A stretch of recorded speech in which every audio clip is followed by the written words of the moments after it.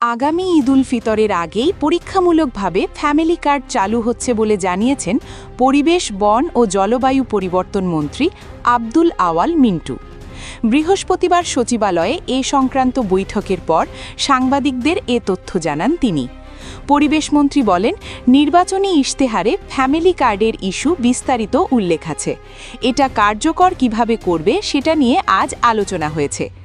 কত পরিবারকে দেওয়া হবে জানতে চাইলে তিনি বলেন, এটা কিন্তু সর্বজনীন, এটাতে কোনো রেস্ট্রিকশন থাকবে না।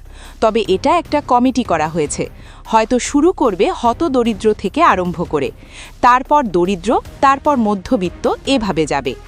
এই রমজানেই কি এটি শুরু হচ্ছে? এ প্রশ্নের জবাবে মন্ত্রী জানান, ঈদের আগেই পাইলট প্রজেক্ট হিসেবে চালু হবে। আমাদের প্রধানমন্ত্রী চান পাইলট প্রজেক্ট হিসেবে অন্তত ঈদের আগেই শুরু করতে।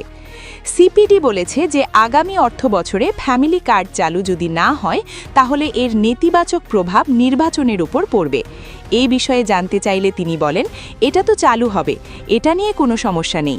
এটা আমাদের খালি মেকানিজমটা বের করছে, মানে কার্যক্রমটা কিভাবে চালু করবে সেটা নিয়েই কথা হয়েছে বলে জানান তিনি।